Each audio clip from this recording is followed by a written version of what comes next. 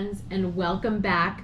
Today is a really bittersweet day. Today is our final Sunday dinner of the 52 Sunday Dinners project.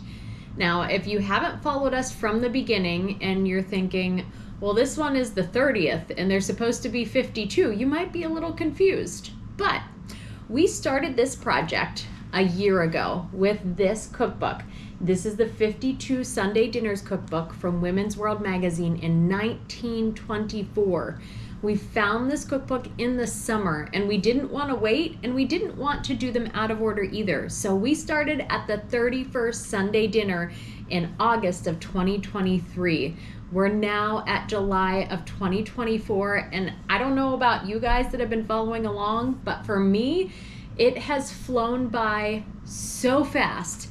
It's been overwhelming, and it also feels like it has taken forever to get here, but at the same time, it feels like we just started this and already we're a year later. Now, if you're wondering what we're going to be making today, here's what's on the menu. We're starting with a cheese and olive canape. And then for our main menu, we're doing a cold boiled beef tongue.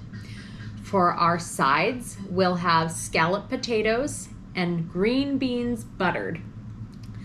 Our salad this week is a pepper and cabbage salad, and that's served with a nut dressing. For dessert, we're having fruit jelly with whipped cream, and we're ending with our classic, of course, we're having coffee. Now, let's find out how it turned out. Join me in the kitchen and we'll get cooking. We are starting off strong with cold boiled tongue. If you've never seen a cow's tongue before, or you've never seen it out of the cow's mouth, it's very interesting looking. You can see all the little buds there. And it's really, really hard to find a tongue.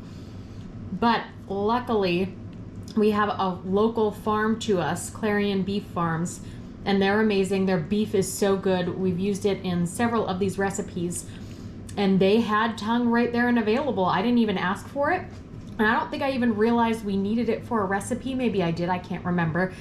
But I saw that they had it there, and so we purchased it. Now, with the difficulty in finding tongue, when I found it just like this. It was not smoked. We don't have a smoked tongue to do this with, just a regular tongue. I don't know if the cow was a smoker or not. I assume no.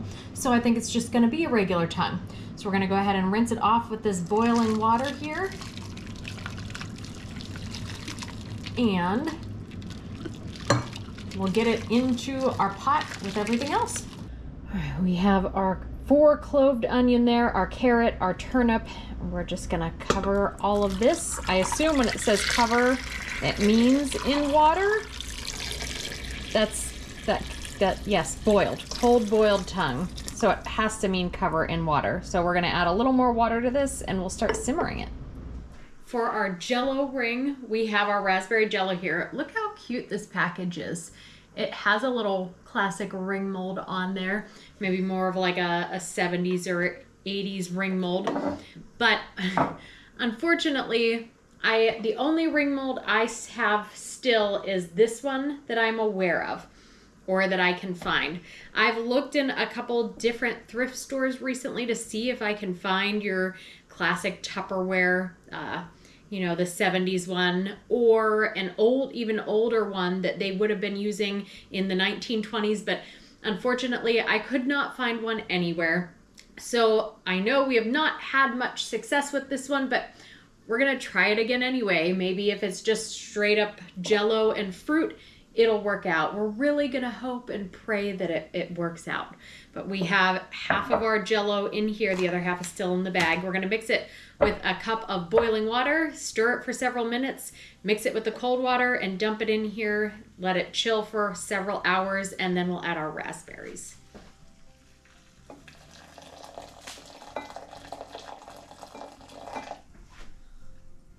There we are. Thankfully, this Jell-O didn't spill.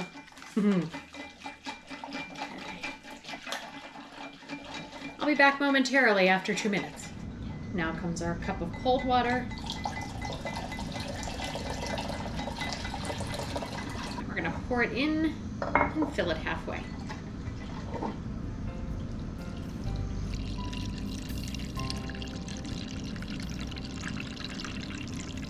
For our cabbage salad here, we have our cabbage that has been cut and quartered. It was the smallest one they had there. It's probably, maybe they would consider it a medium, but we quartered the whole thing. We have it soaking here in slightly salted water.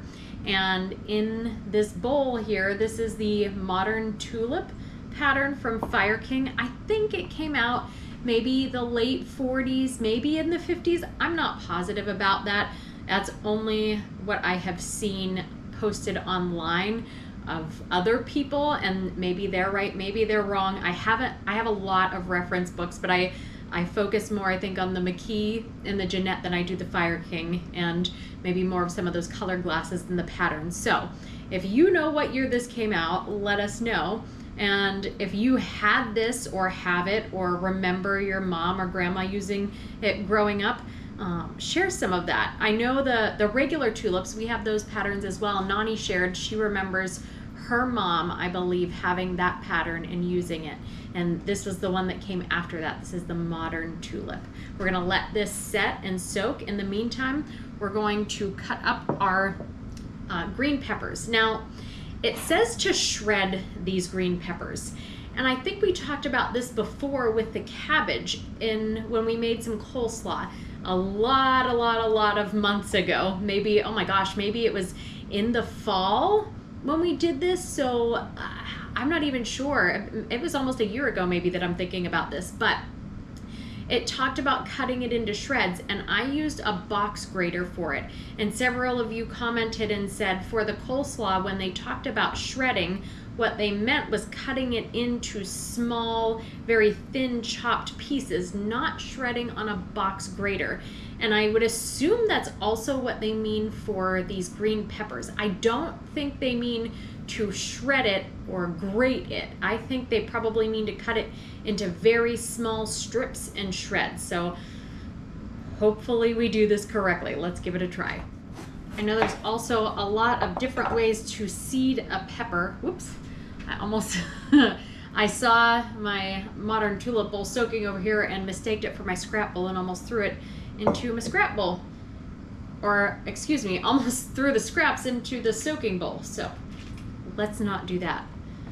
But typically this is how I seed my peppers. I cut around the sides first and then just take this and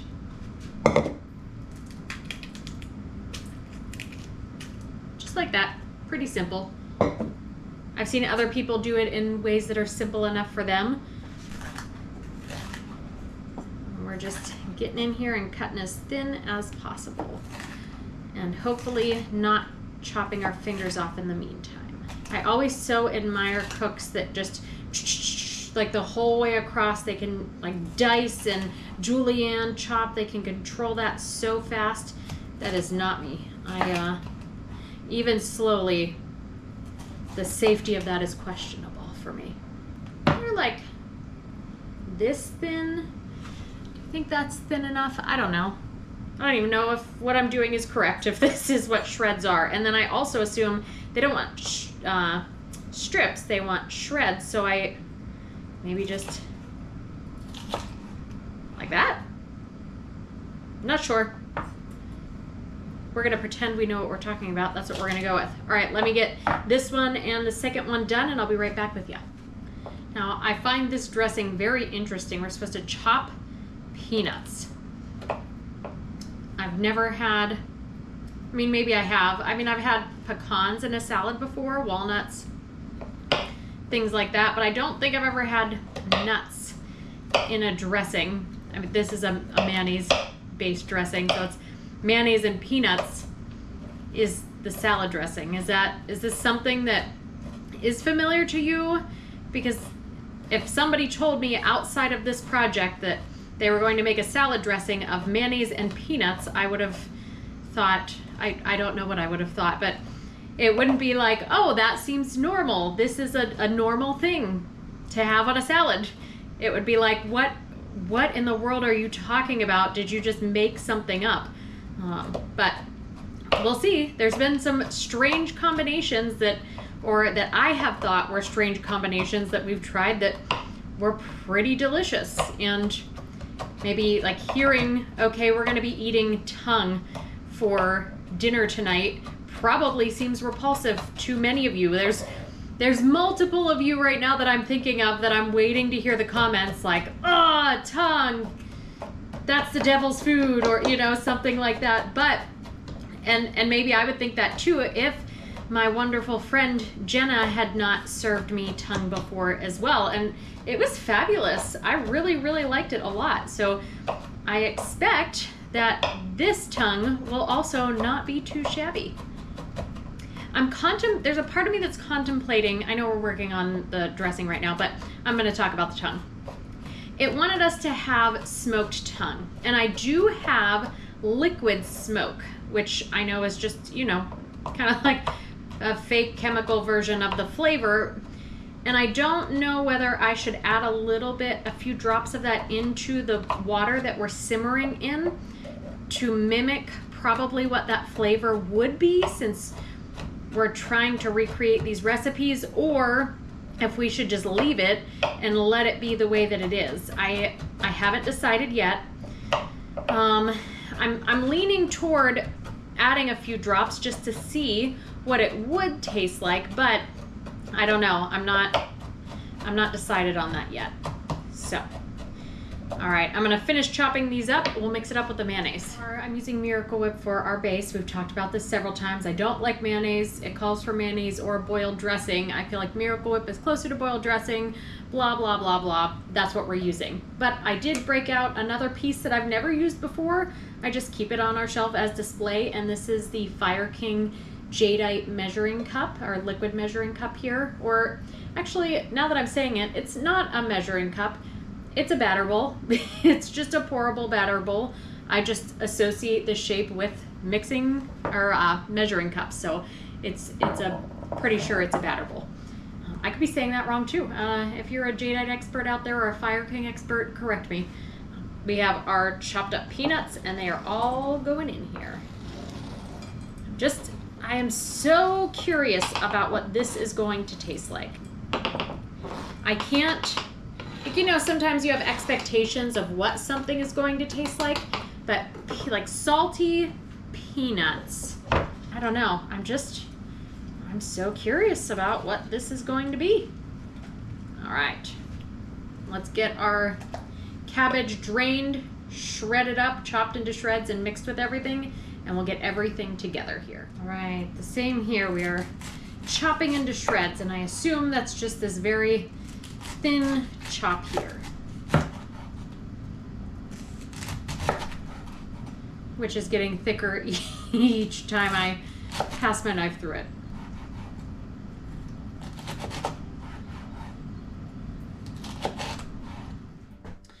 Our nice shreds of pepper and cabbage. Let's see how this dressing mixes in with it.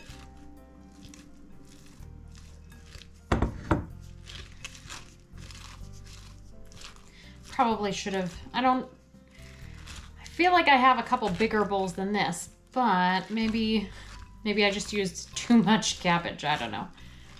I actually didn't use all of it. I used maybe 2/3 of that cabbage because I thought, well, it might have been the smallest one at the grocery store, but it wasn't small compared to what they would have said. So still, there's a lot of this. I think if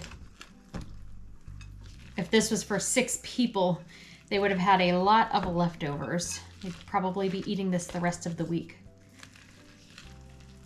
We might need a little bit more dressing. I'm gonna let it just sit for a while and soak in and see if it's enough dressing. If not, because it didn't specify how much dressing we needed, we might have to add a little bit more because there's a lot of dry spots in here still. Our peas are gonna be super easy. We have slightly salted and peppered the water here. And we've talked about this many times.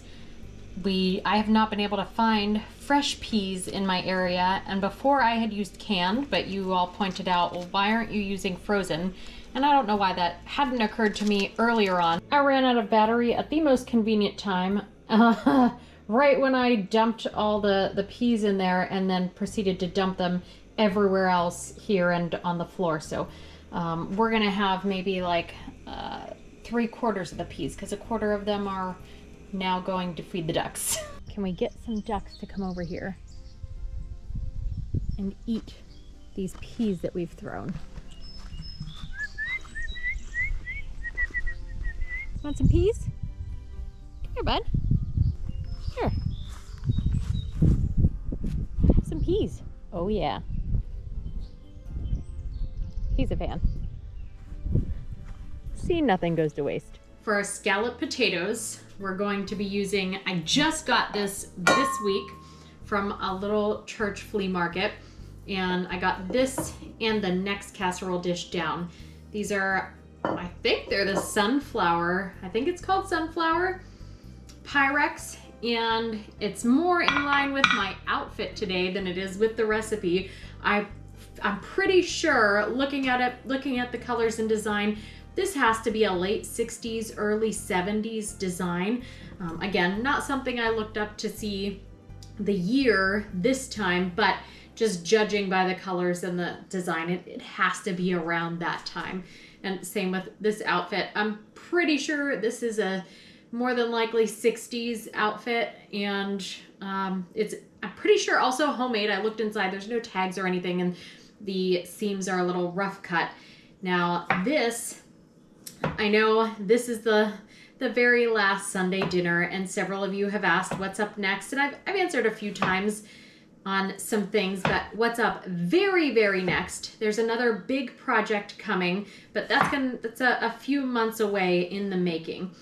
In the meantime, between those projects, I am cleaning out my vintage clothing collection to raise funds for the next project, and then also to clear out some space, because you've seen my closets, or at least those of you who have seen some of the videos of me going to Italy have seen my closets. Those are also coming again soon too. I'll be actually, whoops, we just dropped a potato.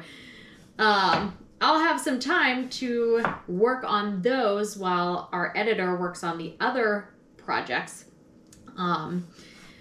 But my closets are exceptionally full. I have 2 closets and several dressers, and they're overflowing, and I have laundry baskets that I can't fit the clothing in to put away in all of these closets, and that's not even scratching the surface on my collection of clothing.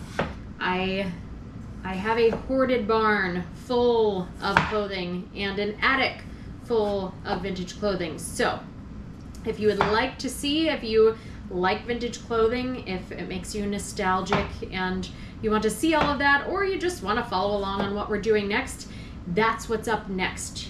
This outfit probably will be going in that sale. I'll be doing, let's see, I think at first I thought the end of September. Now I think the beginning of October I'll have a pop-up in the buildings that my family and I, we used to have an antique business. We still do. We sell some things online here and there, but we had 2 buildings, a brick and mortar, and we shut it down a couple years ago to focus on some other things, but we have not sold those buildings. So I will be using them to hold a pop-up for this vintage clothing sale. So follow along the next couple weeks, months, and see what we find there and all of that. And you'll probably see this, because I mean, this fits okay with this apron on around it, but without the apron it's too big for me. I look a little dumpy, a little frumpy in it. So somebody with maybe less hips and a little more on top, it might fit much nicer and look more flattering on them than it does on me. So we'll have a lot of that going. I'll be trying on some things. I'll probably be keeping more than I plan on right now. I know I want to let go the majority of what's in that collection, but I know the minute I try it on, I'm just going to end up being selfish and needing to hold on to it because I can't help myself. So, yeah, all that to say, these scalloped potatoes are going in that casserole. That's what I was saying. Got our first layer in. We're gonna do a little salt, a little pepper, and a little butter in here. That's a lot.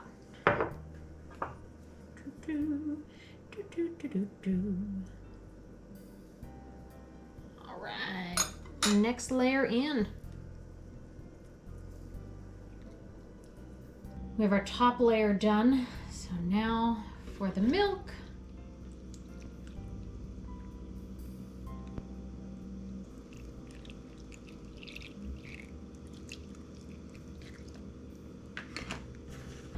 Now I know it says to put it in a double boiler to get this melted and tossed together. However, I don't see the need for it right now. Oven's ready for our potatoes. I don't see the need for us to do that, so I'm gonna do it just on in a regular pot, let that melt and shake around, and they'll be done. Getting ready to shake these, but how cute, look, we still have 2 little peas in a pod here. That's adorable. I've never seen that in frozen or canned peas before. We're right about at 4 hours, so I'm gonna go ahead and turn this off and let it cool in the water. In addition to the raspberries we're putting in here, I have some blackberries and some black raspberries. The blackberries and black raspberries I picked from our property, so that was pretty exciting. I wanted to include them. Now the raspberries, these are just from the store, but everything else, these little pops of darker color you'll see in here, that is all wild, foraged from our property. The rest of this Jello on top, jelly as they're calling it. Doesn't seem like quite enough. I wonder if we should mix up just a little bit more and add it. This is a pretty big mold. Should we, shouldn't we? Yeah, let's do it. Why not? It's the last one. What the heck? Let's go for it. Okay, I mixed up a little more. This one, actually, I ran out of raspberry, so this one is strawberry. I know that's technically not correct, but we have to do what we have to do. If that's all they had in the 20s, they wouldn't be running back out to the store just to get the raspberry. They would use the strawberry instead. All right. Much better. This is going to be lovely. Our finished potatoes don't look like the most appetizing thing in the world, but I guess once we get to trying them, maybe they'll taste better than they look. For our cheese and olive canapes, we first have to chop up, I don't know if we have to do it first, but first I am chopping up all of our olives, and it says, I think it says you can use any kind. We're using just the stuffed green olives here. We always called them Spanish olives when I was growing up. I don't know if that's what they used to be listed as, but I don't believe that's what they're called. Are they Manzilla? Manzanilla. Oh, Spanish. Yeah, Spanish Manzanilla. I'm probably pronouncing that very wrong in my backwoods Pennsylvania American speak. I don't know. But anyhow, we're chopping these up, and then we're going to get them mixed in, I believe, with the cream cheese, which will also be mixed with a little bit of cream, and we'll slap them on a cracker. That should be pretty easy to do. Okay, I lied earlier. I thought I was supposed to mix these olives in with this cream cheese, but we are not. We're supposed to put a little cream in with our cream cheese, mix that up, and then put our paprika and our salt in, and then sprinkle the finely chopped olives on, along with, I think we're supposed to butter the crackers too. Salt a little. Lottle. I don't know how much I just put in there.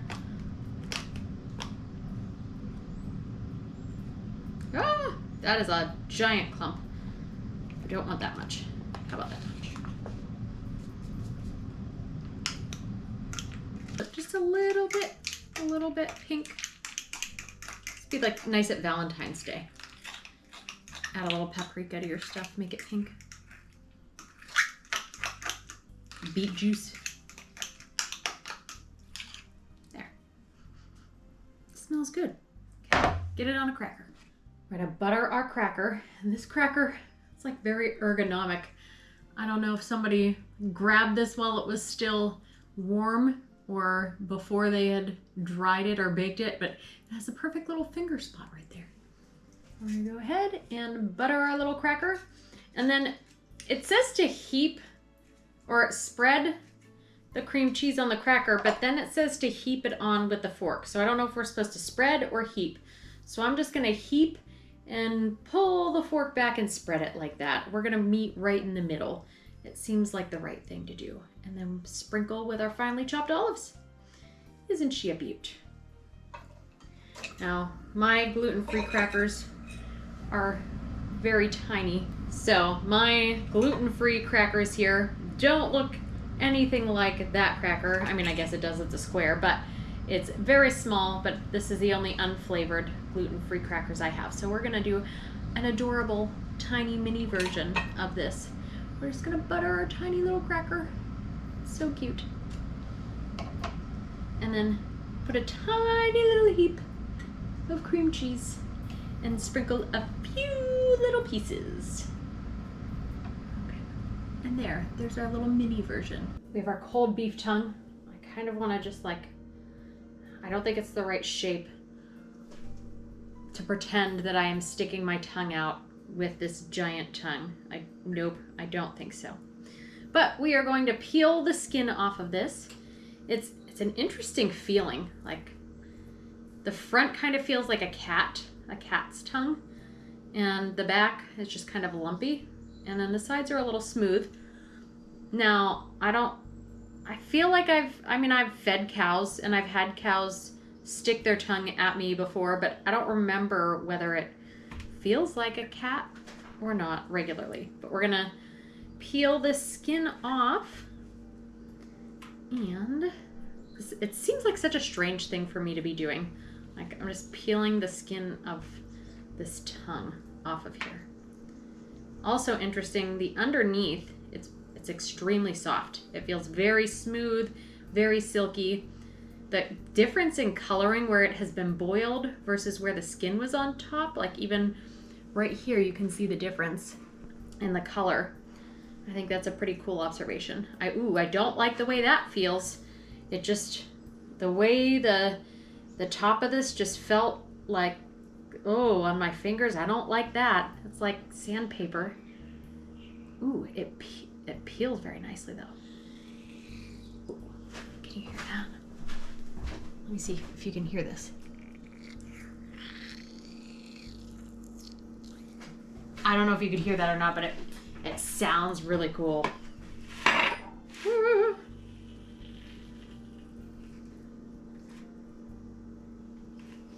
Ooh. The underneath looks pretty neat too. Hold on. Let me get this. I'll be right back. I'm going to get this off and then I'll show you what it looks like.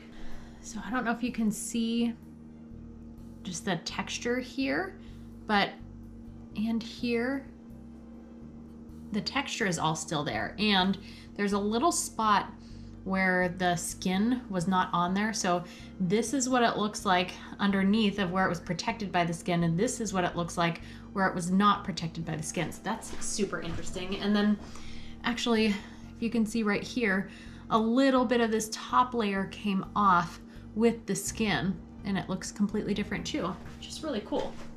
Now, I don't know what they mean by cutting off the unsightly parts, like this back here, because that is pretty ugly. But I mean, I don't know, this whole entire thing, if you're not used to looking at it, is pretty unsightly. It feels really soft in here, and like I've got my finger here, it's very tender and I could push straight through. Like if this were a steak and I was trying to measure how done it was, from the underside, I would say it is like Pittsburgh blue, like it's that rare. Where up here on the upper side, I would say that is well done. And on the sides, maybe a medium. It's just very, very, very interesting, the different feelings in here. I think I'll go ahead and maybe cut this back and bottom off because it is pretty ugly and gross looking, if that's what they want us to do. Now, it's not going to be ground up and put in deviled ham. Our ducks are just going to eat it. This was the 1920s. Maybe I would have a recipe for ground tongue, or maybe if I was somebody that used ground tongue regularly, I wouldn't, but we're just going to feed this to the birds because they will very much appreciate it. It smells really good, and it feels very, very tender. Very, I don't know, I've had it once before. I really liked it. I think I'm going to like it again. And we have a special guest that has joined us for the last Sunday dinner that is also going to try our beef tongue with us. So let's get this plated up with our eggs and whatever else we're supposed to garnish this with, and we'll get to eating here. Ooh, we also have to attempt to unmold the raspberry gel. To garnish this tongue plate, we are to use several things, including egg cups. I think that's what it said. And I am assuming is an egg cup, at least how they're referring to it. Are we supposed to cut these in half and do it like this? Are we supposed to take the yolk out and it's a cup? I'm not sure. I think it looks prettier with the yolk in there, so maybe we'll leave the yolk. But tell me, what do you think they mean? Egg cup cut in half, egg cup cut in half, yolk removed, egg cup something completely different, and I don't know what I'm talking about here. Inform me, please. What do you think of my decorating skills? I think we didn't do too bad of a job here. It's different looking. It certainly doesn't look like anything that we would have today in modern times. This is something I think that if presented now, it would be made fun of or looked at with a little bit of disgust. But if you think back 100 years ago, if it was presented like this is something that maybe would have looked appetizing to them. So, ooh, you know what? It kind of matches my dress. I've got the 1970s Hawaiian muumuu going on. It's kind of the same color scheme, the yellow, the white, the green. I got a little bit of the pimento with the red apron. Not too bad. All right, I feel like I had such confidence this is going to work, and I feel like now I'm gonna pull this out and it's not going to go the way we want it to. I really want it to have worked out, but I just don't think. Oh, I'm hearing noises, but I'm seeing still some Jell-O left on the inside. Let's just rip the Band-Aid off.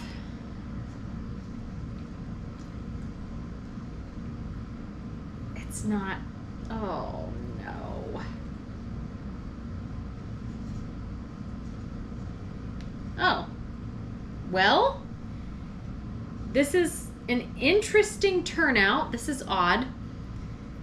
It doesn't look as bad as I thought it was going to look, because there's still a lot in the ring. It's maintained its shape of the ring. It's very jiggly. However, the entire top of it is still inside. Like, half of the top came out. All the parts where the berries were came out together, and the rest is just sitting in here. So we're going to pretend that this was intentional. This is exactly how it should look, and we're gonna decorate from here. You just missed it. I was just excited and bragging about how this turned out well, and then this whole piece just slid off. Oh, it's okay. It's okay. Guess who came and joined us? I mean, you don't have to guess. She's right there. Surprise! It's Tori. It's not Tori. Guess again. Well, that's terrifying.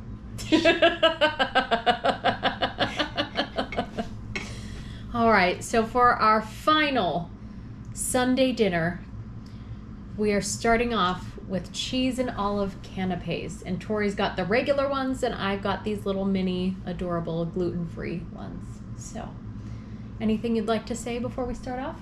Cheers. Cheers. It smells like olives. It tastes delicious. Your thoughts? Tastes like cream cheese and olives, Mm-hmm. which is really good. Mm-hmm. I am a very, very big fan of cream cheese. Anything with cream cheese in it. It doesn't matter what it is. I'll like it. I am very much one of my people, I believe. Yeah. The correct cream cheese to bagel ratio is 1:1. Yes. Mm-hmm. I feel like this is something like cream cheese and something else on a cracker is even still today a pretty common snack appetizer. Something that, I don't know, at least for our demographic of people, it's pretty common. Buttered saltines is an after-school snack. Yeah. Yeah. All right. On to our main, our tongue. We are going to attempt to put this tongue in our mouth. And how much tongue would you like, Tori? Just a little bit. Just a Not little a tongue? fan of a lot of tongue. Okay. And no, I'm not going to say it. Which portion of the tongue would you like? Just the tip. There it is. There it is. All right. It slices very smooth. Like I just have this little butter knife and I could probably just get it off with the fork. But that's what it looks like in the middle there. And now when it says to skin it, I actually don't know because I don't have a lot of experience with tongue if we were supposed to take this other outer layer of skin off as well. Not sure. But I don't know. I'm going to attempt to eat it. Along with that, do you want to try just this first or would you like the sides with it? Just this first. Okay. Oh yeah, that like, you're just slicing right through that with, Extremely tender. yes. What's it smell like? It smells like beef, but It's something very specific. it smells like pressure cooked venison. That's what it smells like. Uncle Roy's apartment. Which would make sense. It smells like venison. Yeah, that smells like pressure cooked venison. All right. Cheers again. Cheers. Your thoughts? I don't like that it's cold temperature. Okay. That kind of throws me off. Mm-hmm. So But if I it enjoy were, it. Okay, if it were warm. Mm-hmm. This would be a very good meat dish for people that don't have teeth. Mm-hmm. Because I think Yeah. meat is very difficult, and I say that with all seriousness. Yeah. Meat is a very difficult thing to eat for people with no teeth. You don't need them for Mm-mm. this. It's very, very soft. Yes. I want to try it because I feel like it needs a little bit of salt. The flavor is good, the texture is great, but it is bland. There aren't very many spices or anything in here. So, and we didn't smoke it. It's supposed to be a smoked tongue, so I imagine it would have that flavor in there. So I want to try it with a little bit of olive and then a little bit of pickle as well. Mm-hmm. Tasty with an olive. I picked this pickle. Would you like a piece of my picked pickle?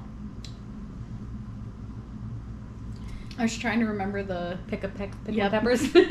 Peter Piper. That's it. There you go. Big portion of pickle. Yeah, I'm gonna have to cut this again. I'm not using the fork. Cheers to you, friends. It's good with the pickle.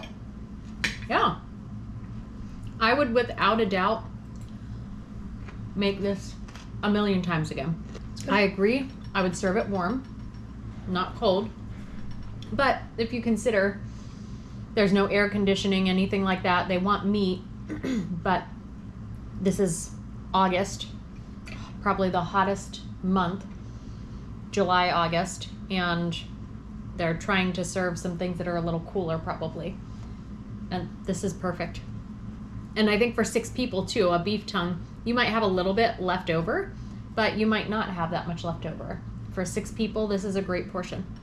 On to our sides.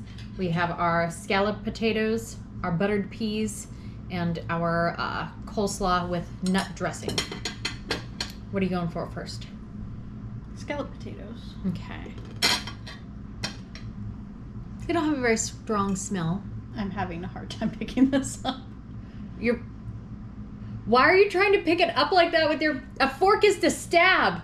Okay, well, it wasn't stabbing. I think you're weird. This is one of the top ones, so it's very dried up. Oh. If you don't like it, you have to try an inside one. Obviously. Okay. Ready, set, go. They're not bad. Mm-mm. I'm used to scalloped potatoes being a little bit of Cheesy? potato with cheese. Mm-hmm. Yeah. Same. The scalloped potatoes I've had have a lot of cheese in between, and I don't like them. Like the cheesy scalloped potatoes that I have had always taste or feel like grainy. Like the cheese doesn't melt appropriately. Yeah. And I don't like them. I loved them when I was younger, Mm-hmm. and then I had them as an adult, and they didn't Do it taste for you. right. Yes. Yeah. Whatever potatoes we had, what potatoes did we have last week? I'm asking them, not you. It was the second time we had made them, and we diced them into little squares instead of slicing. I thought those were pretty good. I like those much better than these scalloped potatoes, but these aren't bad. They're fine. I think they're just fine. Like, if I was hankering for a potato and it didn't matter how I had it, I would like it this way. It doesn't taste bad. It just isn't my favorite way that we've had them so far. Ooh, how's it taste with the tongue? I don't know. I'm getting there. Get a little tongue on that potato. Good together? Mm-hmm. Ooh, if we had our potatoes and our potatoes have eyes and we had ears of corn, we could have tongues, ears, and eyes. I knows it would be good. I'm never doing one of these Sunday dinners with you again. I'm never doing one of these Sunday dinners with you again. It's the last one. I know that's the It's like telling Kelsey she's my favorite little sister. Yeah, it happens. You can threaten that, but once we finish filming this, we're immediately going upstairs and we're going to play fashion show together as we work on the next project that comes next week after this. This is the last of the Sunday dinners, but after this, as I have mentioned before, we're getting into our closet clean out, fundraising, pop-up, whatever portion. And you're going to do that with me, whether you want to or not. I will bully you into it. That's what being a little sister is. Mm-hmm. All right, peas next. Smell like peas. They also taste like peas. They do taste like peas. It tastes really good. They're crunchy. Mm-hmm. Well, not crunchy. Well, they're not canned. Yes. They're crisp compared to canned peas. I never thought I liked peas because I always had the canned kind. Yeah. And then I had them frozen. I'm like, oh, these are delicious. Mm-hmm. Especially the petite ones, the little petite peas. Let's try the coleslaw. Or it's not coleslaw, the cabbage green pepper salad. With The nut vegetables. dressing. Let's try the veggies. Oh, we did just try peas. That's crunchy. That is crunchy. What do you think about it? It's really good. Mm-hmm. These are not ingredients I would ever put together. Yeah, I was reading the recipe in the book and I was confused, Mm-hmm. but intrigued. Mm-hmm. I love raw green peppers. Mm-hmm. I also like them cooked, but I love them raw. Same. I like raw and cooked cabbage. But the combination of the peanuts in there feels like it shouldn't work. But I think it works out really well together. I didn't taste them at first. I forgot they were in there. Mm. And then I looked down and I was like, oh, yeah. Mm-hmm. Do you definitely taste them a lot now? Mm-hmm. Yeah, it's weird. It's a weird, like, peanut. To me, peanuts are either like with a snack or maybe with chicken or something, or a dessert, not with vegetables. I think this might be the first time I've had peanuts and vegetables. You know, like, I guess almonds and green beans go together. And other nuts and vegetables, I don't know. I eat peanuts in like my noodle dishes a lot. Yeah. And those have vegetables, but it's mostly noodles, so. Right. Dessert next. Wait, go ahead. I don't suggest eating it with the beef tongue. Okay. They don't pair well together? No. Okay. Next is going to be dessert for me, because Tori doesn't eat gelatin. So I'll do dessert, and she'll have just a cup of raspberries and whipped cream, I think. Yes. We'll be back. Cut into this. You can see it's, I don't know, I think it looks okay. I don't know if I've cut these correctly, if that's how they wanted them cut or not, but that's how we cut them. And I also don't know how if you're supposed to cut it like this and serve it like a slice. Wow. Ooh, doesn't look too bad. I'm afraid to jiggle it too much for you because I'll probably drop it. Get some whipped cream on this bad boy and try her out. Tori has her adorable little teacup of raspberries. We have this here. It smells very good. Let's try it. I want to go straight in with the fruit and the whipped cream. It does smell very fruity. I mean, I've had fruit jello many times before, and I'm sure I've had it with whipped cream. I can't say I've ever had it with marshmallows, but it tastes pretty darn good. Let's try it with this half a marshmallow. I don't know if we're actually supposed to eat these marshmallows, or they're just supposed to be a garnish decoration. Well, now this marshmallow won't come off my spoon. Okay, there we go. There's always the infamous pretzel strawberry jello salad. That has mini marshmallows. Okay. There are no marshmallows in strawberry pretzel salad. I remember there being marshmallows. It is like my favorite dessert ever. I can't have it now. I hate it. What? I hate it so much. I've never liked jello. Oh, it's the best thing in the world. I don't like jello. Well, maybe, I don't know. That's fine that you don't like it. I'll eat your portion if we ever have it again. Thank you. Yeah. I appreciate your sacrifice. Thank you. Oh, all right, Tori. What did you think of this meal overall? I think it was very good. I think it was very anticlimactic to end on. Okay. But still very delicious. Mm-hmm. I know beef tongue is a very controversial food for a lot of people, but I like it. Mm-hmm. I've had it before. Again, I still like it. I just don't want it cold ever again. It's good. Mm-hmm. I would agree.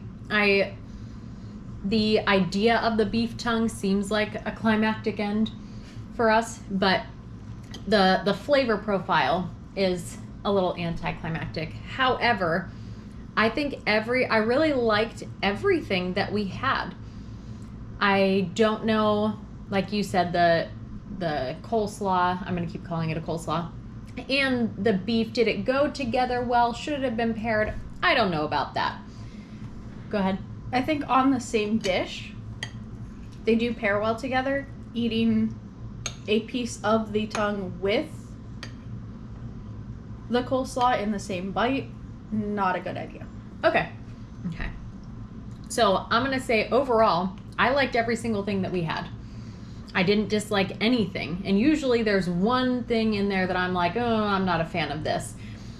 But I liked everything. But I agree, there wasn't any knock your socks off kind of foods. So I'm going to give this maybe a 7.5 out of 10. Nutrition-wise, It's a little bit different this time too, because usually our desserts are our heavier, like more not very nutrient dense foods. And here we have our Jello, which, you know, you got sugar in your Jello, but there's a lot of fruit. There's gelatin in here. The dessert was not a very heavy laden issue, but like nutrition wise, our beef tongue, it's a little higher in fat, our organ meats there, than maybe a lean cut of beef would be, but still a lot of really great nutrients in there. The rest of our sides were like we had mayonnaise, butter, cream based, so a little heavier in fat on that as well, but we've talked about that too. They needed a lot more back then. 1924, this meal might have been like an 8 or a 9 out of 10 for nutrition.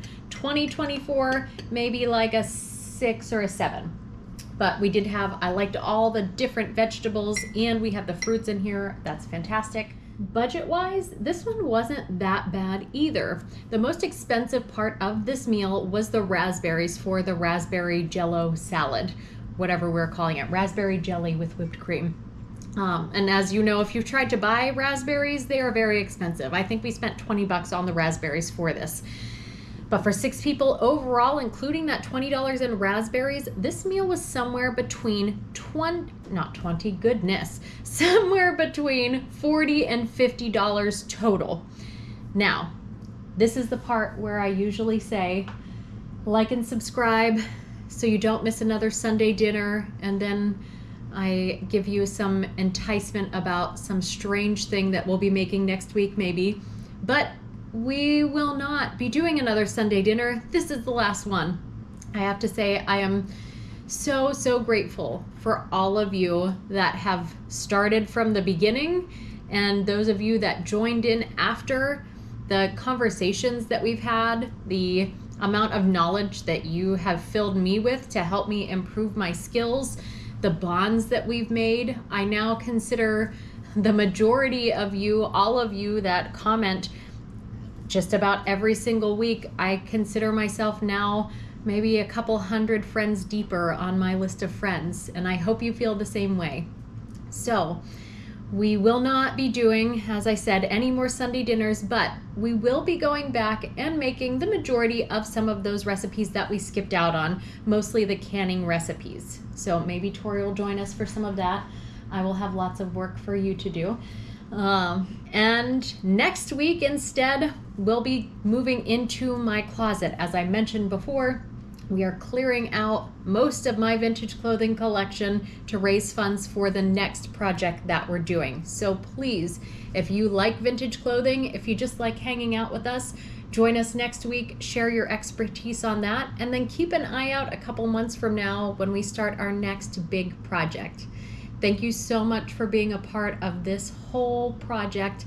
We love you so much, and hopefully we'll see you next week. Bye.